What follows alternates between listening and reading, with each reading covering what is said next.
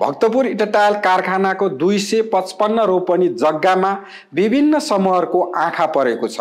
सम्भवतः यही कारणले होला उद्योगको नवीकरणको म्याद गुज्रिसकेको छ। नेपालको पहिलो चिनिया इटा उत्पादन गर्ने भक्तपुर इटा तथा टायल उद्योग प्राली नवीकरण नभएसँगै बन्द हुने अवस्थामा पुगेको छ। कारखाना बन्द हुने हो भने 300 देखि 400 जना मजदुरको रोजीरोटी गुम्नेछ। चीन सरकारले बनाएका 20 उद्योग मध्ये भक्तपुर इटा टायल कारखाना पनि एक हो। यस सम्बन्धमा हामीले बागमती प्रदेशका स्वास्थ्य मन्त्री किरण थापासँग कुराकानी गरेका थियौं। भक्तपुर इटा टायल कारखाना जुन 260 रोपनी क्षेत्रफलमा रहेको जग्गा, त्यो 260 रोपनी क्षेत्रफल सेन्टरमा रहेको छ। त्यो 260 रोपनी जग्गा मध्ये 25 रोपनी सूर्यविनायक नगर अस्पतालले चर्चेको छ। त्यसैगरी 7 रोपनी चाहिँ नि अहिले आन्तरिक राजस्व कार्यालयले त्यो जग्गा चर्चेको छ। बाँकी जग्गा अहिले चाहिँ नि यो उद्योग भक्तपुर इटा टायल कारखानाको उद्योग नवीकरण नभए पनि त्यहाँ भएका चाहिँ जुन काँचो इटा पोल्ने काम अहिले व्यवसायीहरूले गरिराख्नु भएको छ। त्यो नवीकरण उहाँहरूले चाहिँ नवीकरणको प्रोसेसमा लागिराख्नु भएको छ। तर अहिले चाहिँ सरकारले नवीकरण गरिदिराखेको अवस्था छैन र विगतमा वर्षमा पनि त्यहाँ चाहिँ नि भक्तपुर जिल्लाको सिंहदरबार बनाउने भनेर हाम्रा तत्कालीन पूर्व उद्योग मन्त्री माननीय महेश बस्नेतज्यूको पहलमा त्यसको डिपिआर तयार भएको छ। हरेक 10 वर्षमा नवीकरण गर्ने गरी इटा उद्योग सञ्चालन गर्न दुर्गा प्रसाद मल्ललाई ठेक्का दिएको थियो। उनले 10 वर्षमा नवीकरण गर्दै इटा उद्योग सञ्चालन गर्दै आएका थिए। तर 10 वर्ष पुगिसके पनि यो वर्ष भने नवीकरण हुन सकिराखेको छैन। इटा टायल कारखानाको जग्गाको बारेमा केही समय अघि हामीले सोही ओडाका अध्यक्ष पुष्पराज बस्नेतसँग कुराकानी गरेका थियौं। कारखाना हट्यो भने उक्त जग्गामा के संरचना निर्माण हुन्छ होला भनेर सोधेका थियौं। सुनौ उनका कुरा। जगातीमा रहेको छ।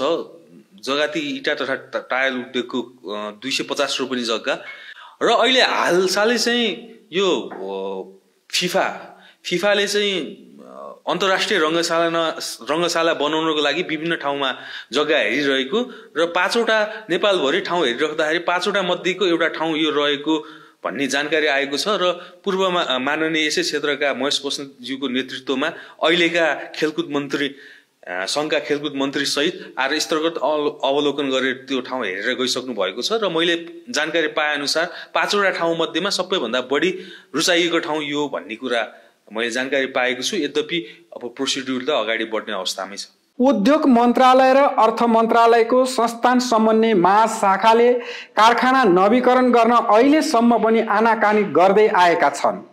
नवीकरणको सम्बन्धमा कारखानाका जी फन्ड अध्यक्ष यसो भन्छन्। म चाहिँ जी फन्डको यो भक्तपुर इट कारखानाको अध्यक्ष। अनिखेरि हामीले चाहिँ नि यो म्याच चाहिँ हाम्रो पुस 80 पुसमै सिद्ध्या। अनि अहिलेसम्म पनि नेपाल सरकारले चाहिँ हाम्रो यो कारखानाको म्याद थप्नको लागि चाहिँ एकदम ढिला गरिराख्नु भएको छ। के कारणले ढिला गर्नुभएको हो, कसो कारणले ढिला गर्नुभएको हो। अब हाम्रो चाहिँ नि अब उद्योग त हाम्रो यहाँ 450 जना जति मजदुरहरू हुनुहुन्छ। अनि 450 जनाको रोजगारी चाहिँ नि तपाईँको धराशयमा परिरहेको छ यो म्याद नथपिया कारणले। अब यो म्याद चाहिँ थप्नलाई नेपाल सरकारले किन आल्लाटाले गर्नुभयो। हाम्रो व्यवस्थापन पटक चाहिँ मन्त्रीज्यूलाई भेट्न जाँदाखेरि पनि म्याद थपिया छैन। यो म्याद चाहिँ नेपाल सरकारलाई अनुरोध गर्छु कि यो म्याद चाहिँ छिट्टै थपियोस् र यो 450 जनाको रोटी चाहिँ बचोस् भन्न चाहन्छु। 255 रोपनी क्षेत्रफलमा फैलिएको कारखानाको जग्गामा गहिरो आँखा लगाएर विभिन्न समूहले नवीकरण हुनबाट रोकेको उद्योग मन्त्रालयका एक अधिकारीले बताए। अहिले अन्तर्राष्ट्रिय स्तरको रङ्गशाला, अस्पताल, बस पार्क र सरकारी कार्यालय राख्ने बहानामा उक्त जग्गा कौडीको मूल्यमा लिजमा लिने प्रपञ्च अन्तर्गत नवीकरण नगरी अल्मलाएर राखिएको स्रोतले जानकारी दियो। नवीकरणको सम्बन्धमा सोधिएको प्रश्नमा राष्ट्रिय स्वतन्त्र इटा भट्टा मजदुर संगठनका अध्यक्ष राम थापाले यस्तो बताए।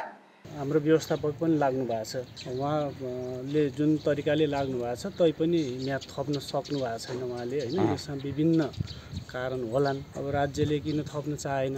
हजुर, राज्यको लागि त तपाईँको यो उद्योगले कर पनि तिरिरहेछ। हजुर, हामीले 1% TDS पनि तिरिरहेछ। हजुर, हजुर, त्यो सँगसँगै राज्यलाई भाडा पनि तिरिरहेछ यसले र राज्यलाई एक किसिमको चाहिँ टेवा पुर्याउने माध्यम यो उद्योगबाट पनि भएको छ। त्यो सँगसँगै हामी सम्पूर्ण काम गर्ने साथीहरू लगभग 350 देखि 400 जना यसमा आबद्ध छौँ, यसबाट चाहिँ आश्रित छौँ होइन। त्यो हिसाबले यो म्याद जुनसुकै हालतमा पनि थप्नुपर्छ। भक्तपुर इटा टाइल कारखानाको करार नवीकरण नगरेको बारेमा अर्थ मन्त्रालयको निजीकरण हेर्ने वित्तीय क्षेत्र व्यवस्थापन तथा संस्था समन्वय महाशाखाका प्रमुख दीर्घराज मैनालीसँग प्रतिक्रियाका लागि प्रयास गर्दा सम्पर्क हुन सकेन।